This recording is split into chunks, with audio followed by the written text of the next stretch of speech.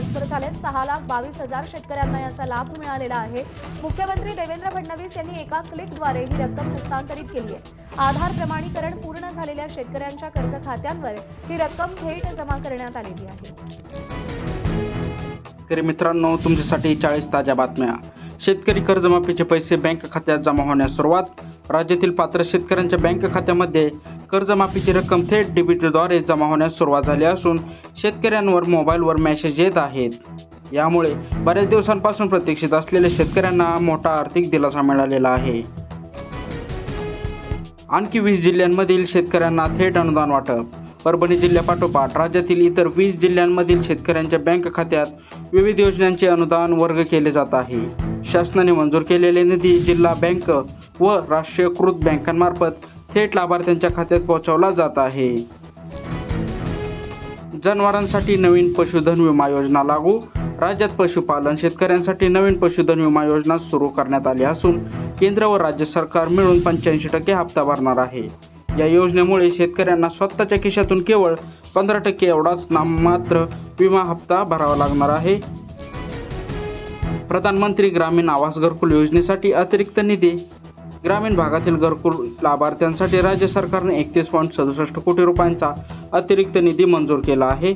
निधी वितरणास प्रत्यक्ष मंजुरी मिळालेल्यामुळे ग्रामीण भागातील रखडलेल्या घरांच्या बांधकामांना आता वेग येणार आहे। या निर्णयामुळे स्वतःच्या पक्क्या घराचे स्वप्न पाहणाऱ्या गरीब व शेतकरी कुटुंबांना मोठा आधार मिळणार आहे। कर्जमाफीसाठी लागणारी ई-केवायसी प्रक्रिया मोफत। शेतकरी कर्जमाफी योजनेचा लाभ मिळवण्यासाठी आवश्यक असलेली ई-केवायसी प्रक्रिया शेतकऱ्यांसाठी मोफत करण्यात आली आहे। शेतकऱ्यांकडून केंद्रावर अतिरिक्त पैसे उकळणे जाऊ नयेत यासाठी प्रशासनाने स्पष्ट निर्देश दिले आहेत। शेतकऱ्यांनी लवकरात लवकर जवळच्या केंद्रावर जाऊन आपले बायोमेट्रिक किंवा OTP प्रमाणीकरण पूर्ण करावे। धान उत्पादक शेतकऱ्यांना लवकरच बोनस जाहीर होणार। राज्यातील धान उत्पादक शेतकऱ्यांना सरकारकडून लवकरच बोनसची रक्कम दिली जाईल, अशी महत्त्वपूर्ण ग्वाही खासदार प्रफुल्ल पटेल यांनी दिली आहे। गेल्या काही दिवसांपासून भात उत्पादक शेतकरी बोनस मिळवण्याच्या आतुरतेने वाट पाहत होते। हा बोनस थेट शेतकऱ्यांच्या बँक खात्यामध्ये वर्ग केला जाणार असल्याने धानपट्ट्यातील शेतकऱ्यांना चांगला नफा मिळत आहे। 13 लाख पात्र शेतकऱ्यांच्या खात्यावरती कर्जमुक्तीची रक्कम वर्ग। कर्जमुक्ती योजनेस पात्र ठरलेल्या तब्बल 13 लाख शेतकऱ्यांच्या बँक खात्यावर पैसे जमा करण्याची प्रक्रिया सुरू करण्यात आली आहे। पात्रतेचे निकष पूर्ण केलेल्या शेतकऱ्यांनी यादी तयार करून बँकेंना निधी वर्ग करण्याचे आदेश दिले आहेत। यामुळे लाखो शेतकरी बँकेच्या थकबाकीच्या बोजातून मुक्त होऊन पुढील कर्जासाठी पात्र ठरणार आहेत। गोवर्धन योजनेतून शेणापासून शेतकऱ्यांची उन्नतीची मोठी संधी। गोवर्धन योजनेअंतर्गत शेतकऱ्यांना शेणापासून बायोगॅस आणि सेंद्रिय खत निर्मिती करण्यासाठी सरकार अनुदान देत आहे। या योजनेमुळे ग्रामीण भागात स्वच्छतेला चालना मिळणार आहे आणि शेतकऱ्यांसाठी उत्पन्नाचा एक नवा शाश्वत मार्ग तयार होणार आहे। शेतकरी आपल्या जनावरांच्या शेणाचा योग्य वापर करून घरगुती गॅस व खतावरील खर्च सहज वाचवू शकणार आहेत। हळदीच्या दरात मोठी घसरण, शेतकऱ्यांना फटका। हळदीच्या बाजारभावातील तेजीचा अचानक ब्रेक लागला असून एकाच दिवसात क्विंटल मागे 500 ते 1000 रुपयांची घसरण झाली आहे। सध्या बाजारात हळदीला 15,000 ते 16,500 रुपये प्रति क्विंटल असा दर मिळत आहे। अचानक भाव कोसळल्यामुळे हळद उत्पादक शेतकऱ्यांमध्ये चिंतेचे वातावरण निर्माण झाले आहे। पीक विमा अर्ज भरण्यात मराठवाड्यात नांदेड जिल्हा अव्वल। खरीप पीक विमा भरण्याच्या मुदतीनंतरही मराठवाड्यात 1,22,000 शेतकऱ्यांनी नव्याने भर पडले असून नांदेड जिल्हा आघाडीवर राहिला आहे। नैसर्गिक आपत्तीमुळे पिकांचे संरक्षण व्हावे म्हणून शेतकऱ्यांनी मोठ्या प्रमाणात ऑनलाईन विमा अर्ज नोंदवले आहेत। यामुळे पिकांचे नुकसान झाल्यास शेतकऱ्यांना विम्याचे आर्थिक कवच मिळणे अधिक सोपे होणार आहे। सोयाबीन, कपाशी व मका पिकांवर किडी व रोगांचा प्रादुर्भाव।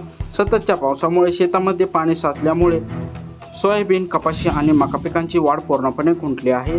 तसेच शेतात वापसा नसल्याने कीटकनाशकांची फवारणी रखडली असून पिकांवर विविध रोगांचा प्रादुर्भाव वाढला आहे। वेळेवर योग्य उपाययोजना न झाल्यास यंदा उत्पादक मोठी घट येण्याची शेतकरी भीती व्यक्त करत आहेत। खात्यात विम्याचे पैसे जमा होते, सोलापूरच्या शेतकऱ्यांना मोठा प्रतिसाद। अग्रिम पीक विम्याची रक्कम बँक खात्यात जमा झाल्यामुळे सोलापूर जिल्ह्यातील शेतकरी पुन्हा एकदा जोमाने पुढे आले आहेत। अवघ्या एका आठवड्यामध्ये सुमारे 28,000 शेतकऱ्यांनी चालू वर्षाच्या विम्यासाठी नवीन नोंदणी केली आहे। विम्याचे पैसे थेट खात्यात आल्याने शेतकऱ्यांचा या योजनेवरील विश्वास अधिक वाढल्याने दिसून येत आहे। जमिनीचे प्रमाणीकरण नसल्यास पीएम किसान व नमो शेतकरीचा हप्ता अडकणार. ज्या शेतकऱ्यांचे जमिनीचे नोंदणीचे आधार प्रमाणीकरण झाले नाही त्यांचा पीएम किसान व नमो शेतकरीचा हप्ता थांबू शकतो. पोर्टलवरील माहितीमध्ये आणि कागदपत्रांमध्ये तफावत आढळल्यास पुढील आर्थिक लाभ मिळणे बंद होणार आहे. शेतकऱ्यांनी कोणत्याही अडचणी टाळण्यासाठी तात्काळ आपल्या जमिनीची माहिती पोर्टलवर पडताळणी अद्ययावत करावी. राज्यस्तरीय पीक स्पर्धेसाठी ऑनलाईन अर्ज प्रक्रिया सुरू. कृषी विभागामार्फत राबवल्या जाणाऱ्या राज्यस्तरीय पीक स्पर्धेसाठी शेतकऱ्यांकडून ऑनलाईन अर्ज मागवण्यात येत आहेत. उत्कृष्ट शेती तंत्रज्ञानाचा वापर करून भरघोस उत्पादन घेणाऱ्या प्रयोगशील शेतकऱ्यांना यामध्ये लाखो रुपयांची बक्षिसे दिली जातात. इच्छुक शेतकऱ्यांनी कृषी विभागाच्या अधिकृत पोर्टलवर जाऊन मुदतीत आपले अर्ज दाखल करावे. लालसगाव बाजार समितीत नवीन टोमॅटोचे दर घसरले. नाशिक प्रसिद्ध लालसगाव बाजार समितीमध्ये नवीन लाल टोमॅटोला खरेदी विक्रीला आधीपासून प्रारंभ झाला आहे. सध्या बाजारात नवीन टोमॅटो सरासरी 350 रुपये प्रति कॅरेट असा बाजारभाव मिळत आहे. आवक वाढल्यानंतर बाजारभावात होणाऱ्या चढउतारांमध्ये टोमॅटो उत्पादक शेतकऱ्यांचे बारीक लक्ष लागून राहिले आहे. गोंदिया जिल्ह्यातील 18,830 शेतकरी अजूनही कर्जमाफीच्या प्रतीक्षेत.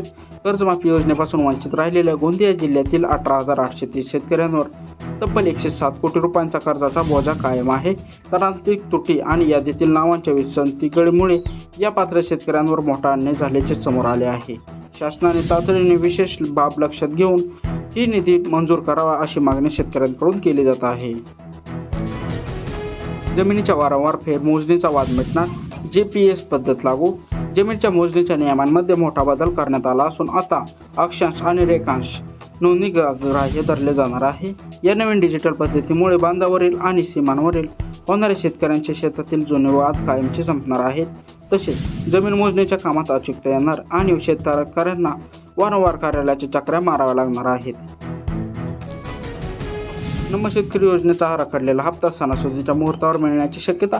तिजोरीवरील आर्थिक तणावामुळे रखडलेला नमो शेतकरी महासन्मान निधी योजनेचा पुढील हप्ता लवकरच जमा होण्याची शक्यता आहे. शासन स्तरावरील निधीची जुळवाजुळव वेगाने सुरू असून पुढील 17, 18, 19, 20 ऑगस्ट सणाच्या मुहूर्तावर हा लाभ थेट शेतकऱ्यांना दिला जाणार आहे.